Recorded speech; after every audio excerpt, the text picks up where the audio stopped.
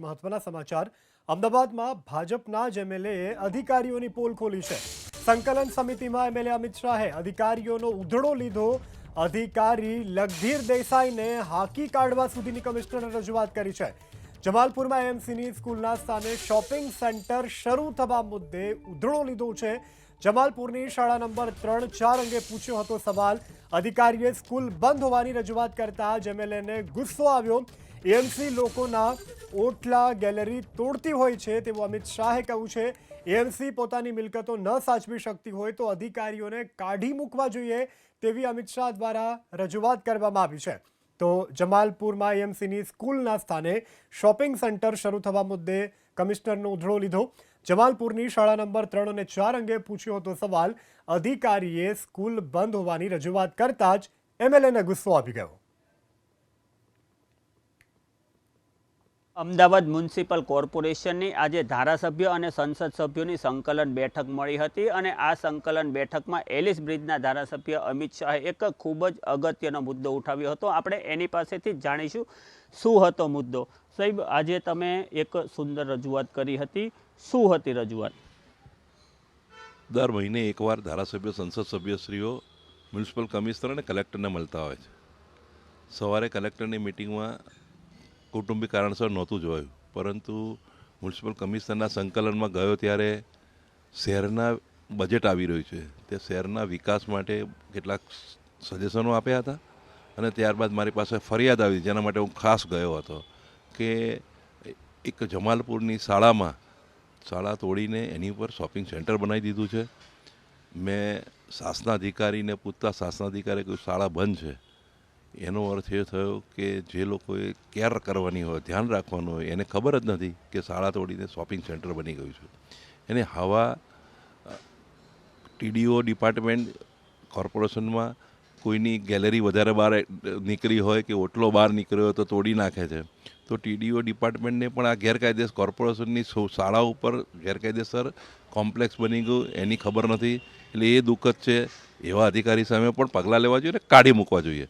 અને મારી પાસે હજુ બીજી આવી 2-3 શાળાઓની માહિતી છે, પુરાવા આવે હું રજૂ કરીશ। સાહેબ, આપણે કમિશનરની હાજરીમાં એવું કીધું કે જો આવું જ થતું હોય તો મારે રાજીનામું આપવું પડે, આ શું ઘટના હતી? ના, એવું નથી। મેં એવું કહ્યું કે આ વાત ખોટી હોય તો હું રાજીનામું આપી દઈશ, આવું થતું હોય તો ના બોલાય।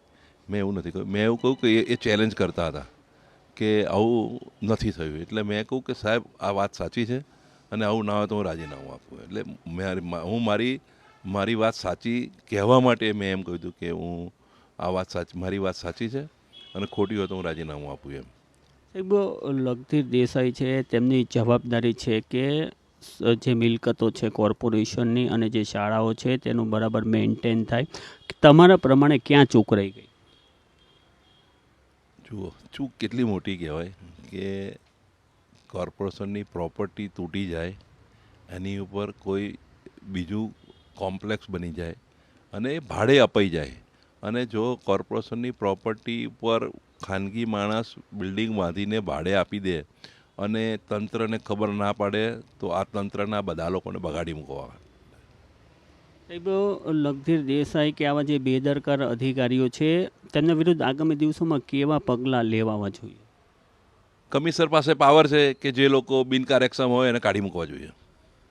જી, આ હતા અમિતભાઈ। તેમણે સ્પષ્ટ જણાવ્યું કે જે અધિકારીઓ બિનકાર્યક્ષમ હોય, જે અધિકારીઓ અમદાવાદ મ્યુનિસિપલ કોર્પોરેશનની મિલકતો સંભાળી ન શકતા હોય, જે અધિકારીઓ જનતાના ટેક્સના પૈસાનો કુનેહપૂર્વક ઉપયોગ ન કરી શકતા હોય તેવા અધિકારીઓને ઘરે બેસાડી દેવા જોઈએ। સમગ્ર પ્રકરણમાં આગામી દિવસોમાં તંત્ર દ્વારા શું કાર્યવાહી કરવામાં આવશે તેની પર સમગ્ર અમદાવાદની જનતાની નજર રહેશે। કેમેરા પર્સન અવનીશ તિવારી સાથે ચેતન બાંભણિયા, એબીપી અસ્મિતા, અમદાવાદ। તો એમએલએ અમિત શાહે પર્દાફાશ કરતા શોપિંગ સેન્ટર ખાલી થવા લાગ્યા છે। જમાલપુરમાં સરકારી શાળાની જગ્યા ઉપર દુકાનો બંધ, તાત્કાલિક દુકાનદારો દુકાન ખાલી કરી અને થઈ રહ્યા છે રવાના। ભાજપ ધારાસભ્ય અમિત શાહે અધિકારીનો લીધો હતો જોરદાર ઉધડો। ખુદ ભાજપના જ ધારાસભ્યએ કર્યા અધિકારીના પાપનો પર્દાફાશ। જે શાળામાં ભણતર આપવાનું હતું તે શાળામાં બની ગયું શોપિંગ સેન્ટર। હદ છે અમદાવાદ કોર્પોરેશનના અધિકારીઓને। આટલા દિવસોથી શોપિંગ સેન્ટર ધમધમતું હતું, શું અધિકારીઓ ઊંઘતા હતા? કેમ ભાજપ શાસિત મનપામાં ભાજપના ધારાસભ્યએ ઉઠાવવો પડ્યો આ સવાલ? સામાન્ય નાગરિકોના દબાણ નથી દેખાતા તેવા પણ થઈ રહ્યા છે સવાલ. જમાલપુર કાચવાળી મસ્જિદની બાજુમાં અમદાવાદ મ્યુનિસિપલ કોર્પોરેશનની સ્કૂલની જગ્યા પર વર્ષોથી ગેરકાયદેસર શોપિંગ સેન્ટર અને દુકાનો ધમધમી રહી હતી. આજે એલિસ બ્રિજના ધારાસભ્ય અમિત શાહ દ્વારા એએમસીની સંકલનની બેઠકમાં આ મુદ્દો ઉઠાવવામાં આવતા આપ દ્રશ્યમાં જોઈ રહ્યા છો કે હાલમાં દુકાનો ખાલી થઈ રહી છે. આપણે દુકાનદારો સાથે વાત કરવાનો પ્રયાસ કરીશું. સાહેબ, રાતોરાત દુકાનો ખાલી કરવાનું શું કારણ? એએમસીના કોઈ અધિકારીઓ આવ્યા? મારાથી મેં પૂછ્યું, મને ખબર નહીં પડતી, મને ગુજરાતી બી નહીં આવડતું.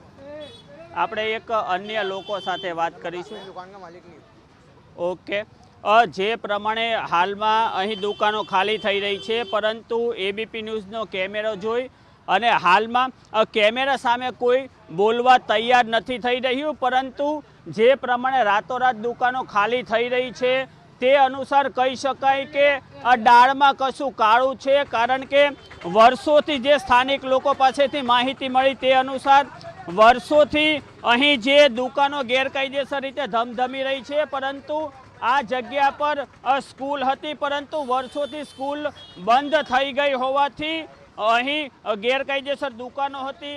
આ દુકાનો પણ ભાડે આપી દેવામાં આવી છે અને આપ અહીં દ્રશ્યોમાં જોઈ રહ્યા છો કે આ દુકાનનો જે એબીપી ન્યૂઝનો કેમેરો જોઈ અને આ દુકાનમાં શટર મારીને તેઓ જે હતા દુકાનદાર તે જતા રહ્યા છે. અને આ બીજી દુકાન છે. આપણે બીજી દુકાનના જે દુકાનદાર છે તેમની સાથે વાત કરવાનો પ્રયાસ કરીશું. તેઓનું શું માનવું છે? તેઓ હાલમાં આપ દ્રશ્યોમાં જોઈ રહ્યા છો, તેઓ હાલમાં દુકાન ખાલી કરી રહ્યા છે. તેઓ દુકાન ખાલી કરી રહ્યા છે અને ઓન કેમેરા પર કશું જ બોલવા માટે તૈયાર નથી. આગામી દિવસોમાં જોવું રહ્યું કે અમદાવાદ મ્યુનિસિપલ કોર્પોરેશનના જે અધિકારીઓની આ ચૂક છે તે મુદ્દે શું કાર્યવાહી કરવામાં આવે. કેમેરા પર્સન અવનીશ તિવારી સાથે ચેતન બાંભડિયા, એબીપી અસ્મિતા, અમદાવાદ. તો એબીપી અસ્મિતાના કેમેરા સામે અહીં દુકાન ધરાવતા જે દુકાનદારો છે તે કંઈ બોલવા તૈયાર નથી, પરંતુ હવે એકાએક એલિસ બ્રિજના ધારાસભ્ય અમિતભાઈ શાહે આ મુદ્દો ઉઠાવતા ટપોટપ ટપર પડી જે શટર છે તે પડી રહ્યા છે અને લોકો પોતાનો જે દુકાનમાં રહેલો માલસામાન છે તે રાતોરાત ખાલી કરી રહ્યા છે. ત્યારે હવે આ અંગે કેવી કાર્યવાહી થશે તે પણ જોવાનું રહેશે. તો એલિસ બ્રિજના ધારાસભ્ય અમિતભાઈ શાહ આપણી સાથે જોડાઈ ગયા છે.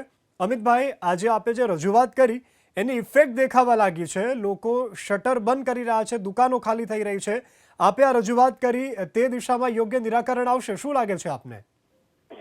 જુઓ, અમદાવાદ મ્યુનિસિપલ કોર્પોરેશનની પ્રોપર્ટી એ પ્રજાની માલિકીની હોય છે. એમાં કોઈ પણ ખાનગી માણસ બિલ્ડિંગ બાંધીને ભાડું ઉઘરાવે એ ચલાવી લેવાય નહીં, કોઈ પણ કાળે ચલાવી લેવાય નહીં.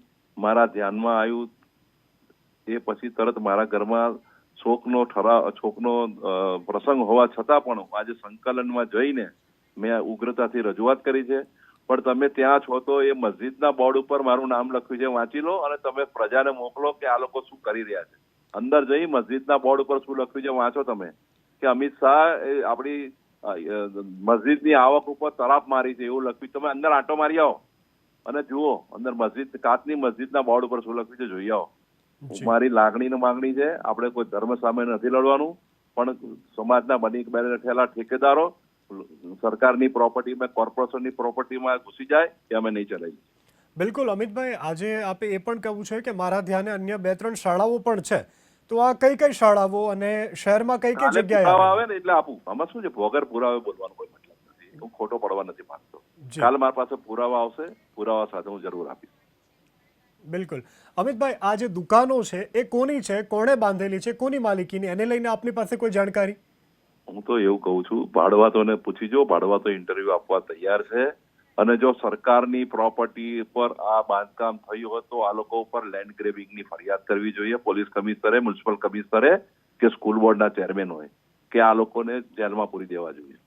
દાખલો બેસાડો પડે અમદાવાદમાં. આવો બિલકુલ અમિતભાઈ, માથે કોઈ મોટા 4 હાથ હશે, કોઈના આશીર્વાદ હશે તો જ આટલું મોટું આ એક પ્રકારનું શોપિંગ સેન્ટર બાંધી શકાય ને. જુઓ, આશીર્વાદ હતા એટલે તમને ખબર છે કે હમણાં પરમ દિવસે બાંધકામ તોડવા માટે જમાલપુરના ધારાસભ્ય તોડાતું હતું ત્યારે જઈને બેસી ગયા પલાઠી મારીને. જી એટલે એમના આશીર્વાદથી બંધાતું હશે અને તોડતો હતા એટલે રોકાવા ગયા. આમાં નથી આયા હજુ. બિલકુલ. એટલે આપ ઇમરાન ખેડાવાલા ઉપર સીધા આરોપ લગાવી રહ્યા છો? ના, એ હું તો જુદું કહું છું. બાંધકામ તોડતું હતું પરમ દિવસે ત્યારે ઇમરાનભાઈના ફોટા જોયા છે મેં, વિડીયો પણ જોયા છે. જી બિલકુલ. અમિતભાઈ, એબીપી અસ્મિતા સાથે જોડાવા બદલ, વાતચીત કરવા બદલ આભાર. તો હાલ તો આ જે શોપિંગ સેન્ટર છે ત્યાં આવેલી દુકાનો છે તેના શટરો રાતોરાત બંધ થઈ રહ્યા છે અને લોકો પોતાનો સામાન જે છે તે પણ અહીંથી અન્યત્ર ખસેડતા નજરે પડી રહ્યા છે.